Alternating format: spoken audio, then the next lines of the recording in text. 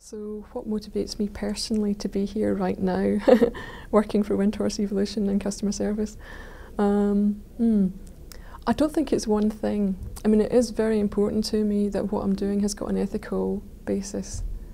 And I have found it challenging over the years that a certain amount of what we sell isn't what people would think of when they think of a purely 100% ethical, safe product. And so I would come back to talking about my inspiration of being in this world, as most people experience it, with the view of transforming it. That's probably my biggest inspiration, because I have been a bit of an environmentalist, and I have thought to myself, wouldn't it be better doing something very pure? Not that, I don't know if you can ever find anything that's 100% pure, but I mean, it has crossed my mind, and it does continue to cross my mind actually. But while I feel that something is happening, we're moving something forward to try and see, is it possible to transform the world that we're in, rather than go off and set up some ideal situation that a lot of people will not have access to actually, then I'm willing to give it a shot to transform the world we're in. And that's only possible through working with like-minded people. I mean, I do feel a conflict.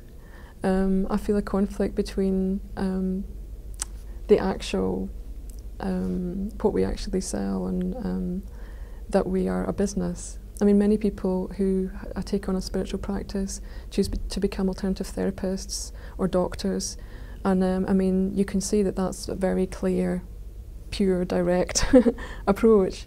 So sometimes it can feel like, am I just getting my hands dirty or something? But I don't myself believe that the world can be changed through the people who have got enough heart and intelligence going off and just selecting those particular careers, to be honest. And I've found myself in this situation. I've got some skill and experience that I've built up in this situation, and it's part of my inspiration and ideal that if other people have to do this, then I'm going to do it too. And while enough people are willing to do it, let's see if we can transform it. But it may get to a point where I think, oh, this isn't working anymore. So I'm alive to that. I'm week to week, probably day to day. And I think that the fire, if you like, the alchemy comes out of that tension, creative conflict. How is this changing something for the better? And I think it's not something that I necessarily plan. I mean, I want to have a positive influence. It's more like staying awake to what your real values are. And then when situations arise naturally during the day, coming up with a response that isn't just like a script. It's come from having really allowed what you deeply value to come into contact with the situation that you're in and seeing what happens. It's a bit more spontaneous than, having it all worked out. But it might come out in a conversation. It might come out in a conversation with a customer, where I could do the standard business thing, and I don't.